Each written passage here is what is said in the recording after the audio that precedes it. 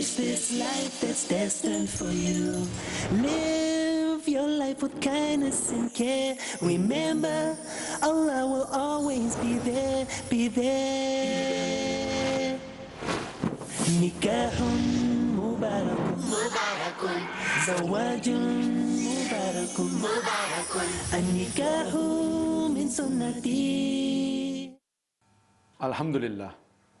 Wassalatu wassalam. Ala Rasulillah. Wa ala alihi wa sahbihi ajmain. Amma ba'd. A'udhu billahi minash shaitanir rajim. Bismillahir rahmanir rahim. Innal muslimina wal muslimati. Wal mu'minina wal mu'minati. Wal qanitina wal qanitati. Wal sadiqina wal sadiqati. Wal sabirina wal sabirati. Wal khashiina wal khashiyati. Wal mutasaddiqina wal mutasaddiqati. Wal sa'imina wal sa'imati. Wal hafizina furujum wal hafizati. وَذَاكِرِينَ اللَّهَ كَثِيرًا وَذَاكِرَاتِ أَعَدَّ اللَّهُ لَهُم مَغْفِرَةً أَجْرًا عَظِيمًا رَبِّ اشْرَحْ لِي صَدْرِي وَيَسِّرْ لِي أَمْرِي وَاحْلُلْ عُقْدَةً مِنْ لِسَانِي يَفْقَهُوا قَوْلِي.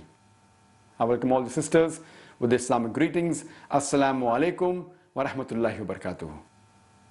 Now we begin with the second part of the question and answer session on the marriage preparatory course. If any sisters have any questions related to the topic of marriage preparatory course, then you're most welcome, sisters. Assalamu alaikum. Wa alaikum assalam wa rahmatullahi wa barakatuh. My question is related to the age of marriage of a girl. There are two basic questions along with it. The first is that is it appropriate or is it correct on the right of a believing woman or a girl or a da'i to reject a proposal on the basis of completion of her studies, that is a formal education? Second, what is better, an early marriage and continuing studies after marriage, or like forsaking your studies and getting married? Sister asked the question, what is the proper age of marriage, and can she reject a proposal because she hasn't completed the studies, and should she complete first the studies or get married and then complete? Sister, beloved Prophet Muhammad said, it's mentioned in Sahih Bukhari, volume number 7, chapter number 3, hadith number 4, the Prophet said, O young people, whoever have the means to get married should get married. So marrying early is preferable and encouraged in Islam. As a girl reaches the age of marriage after she reaches puberty, the Prophet said that if you have the means to get married, then you should get married. So early marriage is preferable. But here we realize the situation in the world scenario that we have today, sister, that if a girl says that fine, she has to complete her studies if she's doing a graduation, and if instead of the age of 20 she wants to get married at the age of 21, or instead of 19, 21, I feel there's no problem. Delayed doesn't mean that you should delay too long, but delaying by a couple of years if you want to finish your studies. But if a girl says that she wants to finish a post-graduation and a PhD and then she'll get married at the age of 27 after 30 years, then that's too late, sister. The earlier you marry, the better it is. And if someone marries a bit late because she has to finish her graduation, that is delaying the marriage, instead of the age of 18, 19, she married at the age of 21, there's no problem at all, sister. And the delay here is mainly talking about excessive delay. But little bit delay, there's no problem, but it should not be excessive delay where she waits till she reaches the late 20s or early 30s, sister. So if a person delays the marriage for a cause of studies is also a requirement, but it should not be too late, sister. Hope that answers the question. Then we have the next question, sister. Assalamu alaikum wa rahmatullahi wa barakatuh. Wa alaikum assalam wa rahmatullahi wa barakatuh. In case of feuds, can a couple go to a marriage counselor? Sister has a question that if there is a feud, if there's a problem or a disagreement between the spouses, can they go to a marriage counselor? Sister, if there's a problem, you have to go to a specialized institution which is called a marriage counseling, or there are counselors which are specialized in solving problems between the spouses. And in fact, there's a verse in the Quran in Surah Nisa chapter 4, verse number 35, which says that if there's a problem between the spouses, husband and wife, you should appoint an arbiter. So Islam encourages arbitration. But it may be in the form of counselor, it may be in form of family member, maybe an elder of the husband's family or the wife's family, or arbiter from both the sides. So Islam encourages that there should be an arbiter, but see to it that when you go to a counselor, don't go to a counselor which doesn't have knowledge about Islam, because there may be problems and they may misguide you. So go to a person who has knowledge of Islam. They'll be able to solve the problem much better than a person who has less knowledge about Islam. But going to arbiter or a counselor is encouraged in Islam, sister. My question is, we know that according to Islam, when a girl attains a menstruation, when she's mature, she should get married. But in India, in our own country, the proper age they have specified for girl is 18. So it's like if you want to give explanation to someone, we see that many families get their daughters get married at the age of 15 or 16. So what is proper explanation for this? Could you please explain? Sister, as I said, that the earliest you can get marriage is after a person reaches puberty. That doesn't mean that the moment a girl reaches puberty, she should get married. It's not like that. It is as soon as possible means after she reaches puberty, there can be a couple of years that can pass. But if someone wants to marry before the age of 18, though the law of the country does not give permission, and as long as she doesn't get into legal implications, and she solves that problem and she gets married, then there's no problem at all. But even seeing the present scenario, that if the girl has to study and if she marries, I feel that the right age in this scenario, average girl or a person becomes a graduate at the age of 20, 21. So I would personally prefer that the age should be 20 to 21, 22, 23. It should not be later than that. But if someone wants to marry early, it's good, mashallah. You cannot prevent her. And if it is clashing with the law of the country, see to it, don't get into a legal implication, don't get into a problem of the legal hassles. If that you can solve, then you can get married, sister. There's no problem at all. But if you feel that you want to delay the marriage and do some studies for a couple of years, that's also fine. But don't delay it too long, sister. Can we have the next question?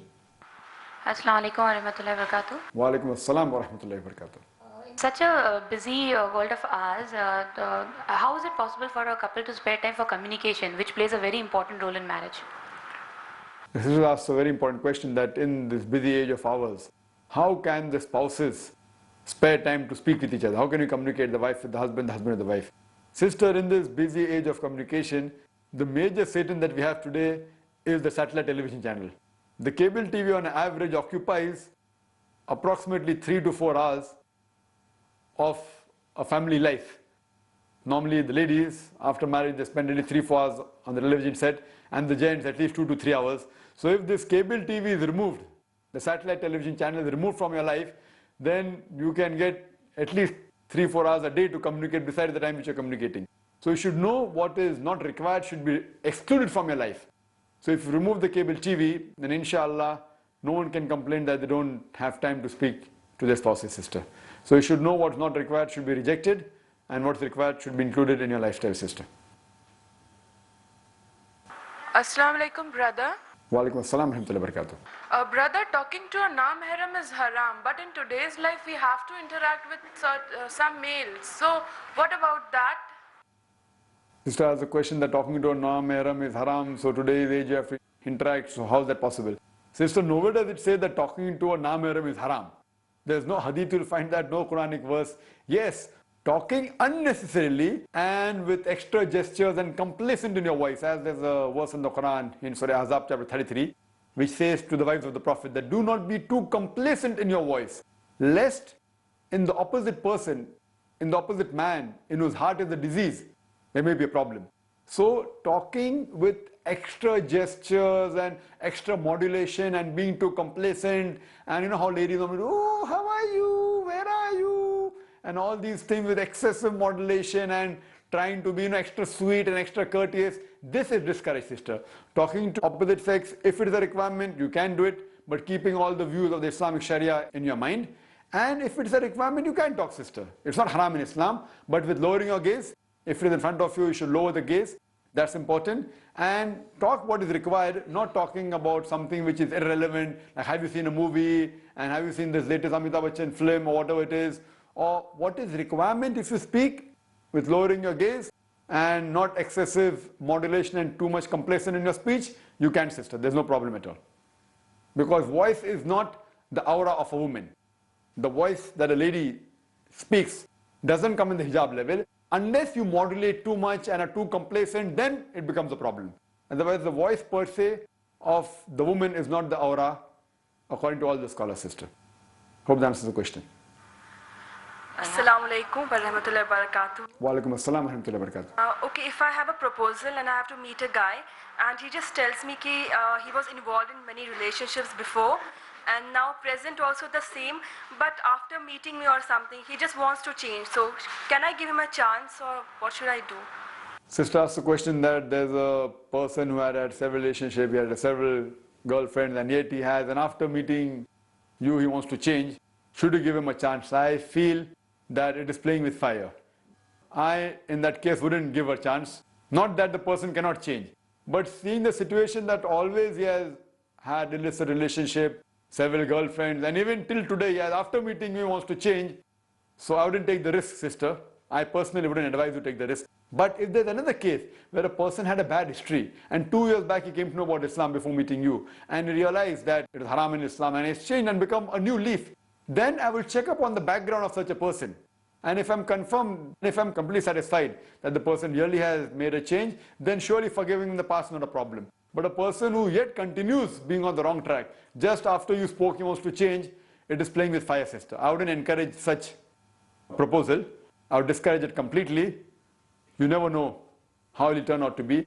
But on the other hand, if a person had a very bad history and has become Islamic after hearing some Islamic kasir or Islamic speaker, and after verifying that he has changed, then surely you can forgive his past sins, whatever level he may have committed, and hope for the best, because many people, we know Brother Yusuf Islam, he had a very bad history, and now mashallah is a very practicing Muslim. So such cases, no problem, sister. Hope that answers the question. Relation, like we know him personally and Whether he is a relative or not, irrespective a relative or not, but if you say that yet he is continuing and he promises, then you can give him a chance of 2 years. But again, why do you want to select such a person? I mean, unless you had an infatuation that after meeting him you start liking him, that's a different question. You say that irrespective whether I marry you or not, if you have realized that meeting a girl outside the marriage bond is haram, if she's not a mahram, you tell him, you start changing from today. Whether I marry you or not, that's a different question. You change, and whether I marry you after 2 years or not, surely the next girl that you meet after 2 years or 3 years, you at least give a sample that for 2 years you are going to practice Islam without meeting any girls, etc. Whether I marry you or not, after 2 years, whichever girl you get will be a good Islamic girl, inshallah. So you stop immediately if you have realized, and then you can throw the floor open for him. But personally, as far as you are concerned, I would prefer that not getting into such tangles, even if he is amongst your relatives. Fine, if the 2 years pass and you don't get any match and if he has really proved to be a good person. So as my earlier answer was, that a person when he realizes his mistake and changes, and when you have sufficient proof that he has really changed his lifestyle, then there's no problem, sister. Hope that answers the question. Assalamu alaikum. Wa alaikum assalam wa rahmatullahi wa barakatuh. On behalf of all the sisters, I'd like to ask this question, including myself. The question that was asked earlier about communication. Now, in case a person does not have cable television, but still they do not find time, maybe because of the change of timings of the husband and wife in case both are working, or any other reasons, then what are the best ways to communicate? Your sister has asked a question that maybe there's no cable TV and yet the timings of the spouses may be different, or like taking my case also. If you analyze my case, I many times leave home early, I come back at 2 o'clock, sometimes 3 o'clock in the morning. So that time, if one of the spouses compromises, and in my case it is usually my wife who compromises, and she sees to it that when I come up, she gets up and we, even after having our food, I mean we chat for a couple of hours. So it is one of the two who realizes that if one spouse is involved in certain good work, etc., and the other spouse also is involved, and if they change their lifestyle, so one of the spouses, if they compromise and they realize that fine, if someone is coming late, so they sleep a bit early and they have a break in their sleep and they get up and they talk, so surely there's opportunity. So there should be a compatibility, sister. Therefore, when you choose a life partner, all these things should be discussed. What's the timing? What's my timing of work? What's your timing of work? How will we speak? How will we spend time together? And if one of them, if both of them are doing good work, one of them compromises and adjusts the timing, then surely you'll find time for communication. It's very much possible. So in this case, one of the two has to compromise and one of the two has to sacrifice. And depending upon the nature of the work of both the spouses, whether it's the husband or the wife, depending upon the situation and the timing, etc., one of the two has to compromise, and that's for the benefit, because that is the fuel which continues the married life.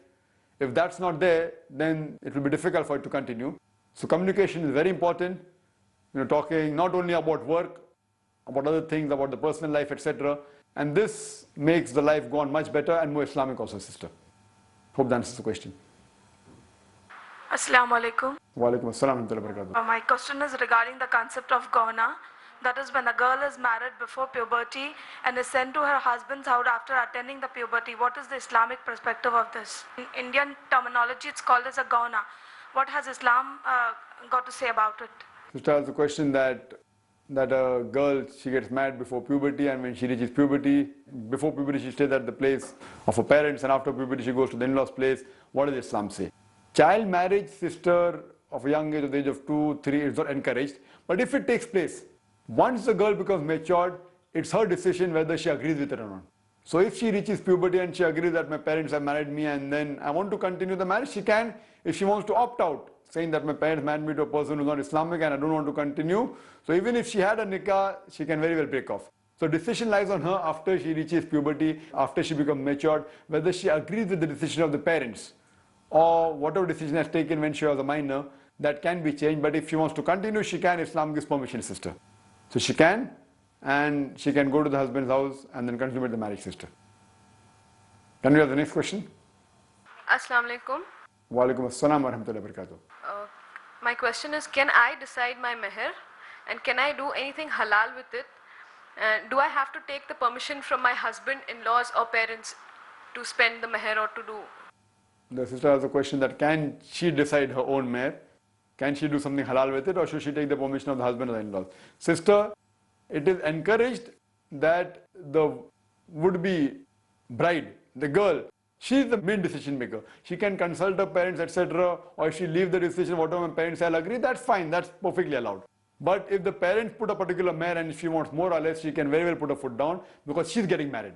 So she is the main decision maker, but surely in consultation with the parents and the elders for advice she can take. But yet if she feels that she's right and she wants a particular meher, she can very well decide the amount. Whatever money she gets, she can do anything halal from it as long as it's halal. Within the purview of the Islamic Sharia, she can do anything. Should she take the permission of the parents or the in-laws? It's not a must, but once she gets married, it is preferable since the husband is the leader of the family. She informs the husband and takes permission. It's preferable, it's not a fard. She can do even without the permission, but at least information is encouraged. It should not be that the husband has a different view. Since he's the leader, if not permission, at least information. If permission, nothing like it. I mean, what is the harm in taking permission? But yet if he doesn't give permission, it's your money. As long as you're not doing anything haram, you can do what you want with that money. No one can stop you. But at least inform, because he's the leader of the family. That's a requirement, sister. And if you consult and take the advice of the elders in the family, so that's preferable, sister. Hope that answers the question.